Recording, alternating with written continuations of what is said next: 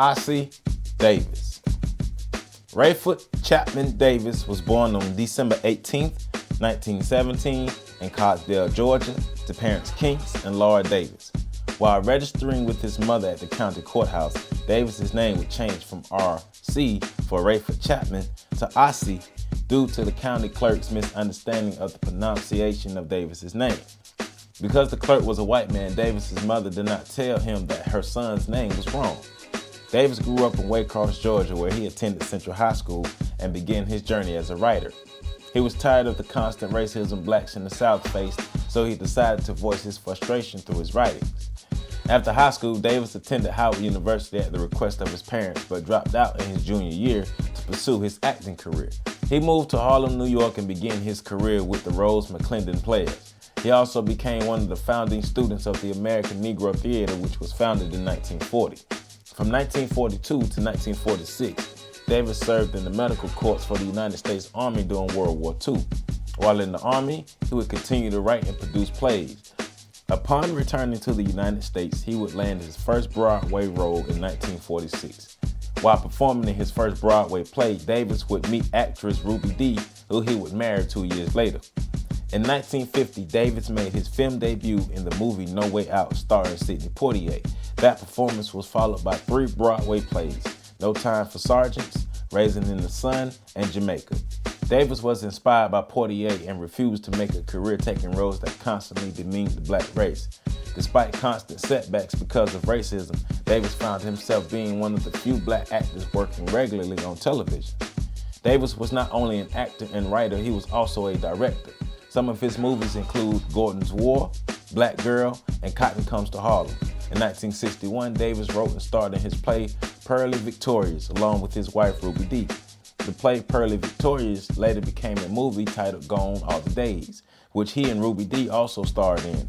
Later in 1970, Purlie Victorious would become a musical co-authored by Ossie Davis. He and Ruby Dee also made a career out of reading poetry and making recordings of literature of notable African Americans. A prominent performance in the career of Davis was his tribute to Malcolm X in 1965.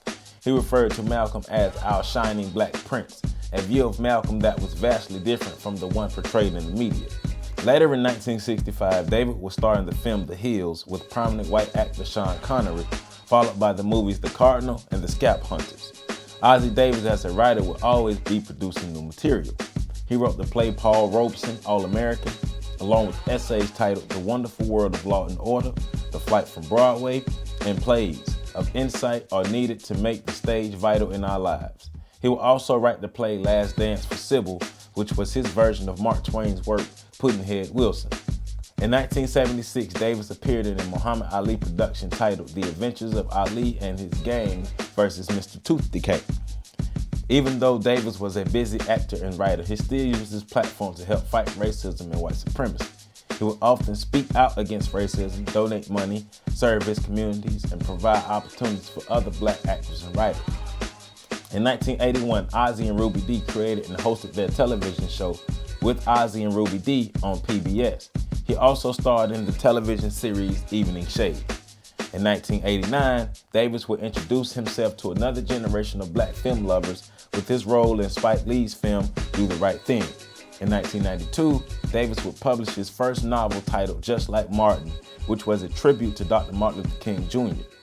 Activism for social justice is something Davis and Ruby Dee never became too old for. In 1999, at the age of 82, Davis and his wife were arrested for protesting the police shooting of an unarmed West African immigrant in New York. The Screen Actors Guild honored Ossie Davis and Ruby Dee with Lifetime Achievement Awards in 2001. Davis and Ruby Dee would form lifelong relationships with Malcolm X, Martin Luther King, Medgar Evers, and other champions for black rights through their continuous work in the fight against systematic racism. A little known fact is that Davis and Ruby Dee were active in the organizing of the March on Washington for Jobs and Freedom. The two went as far as serving as MCs for the event. Davis was selected to deliver the eulogy at the funeral for Malcolm X, a person Davis considered a friend.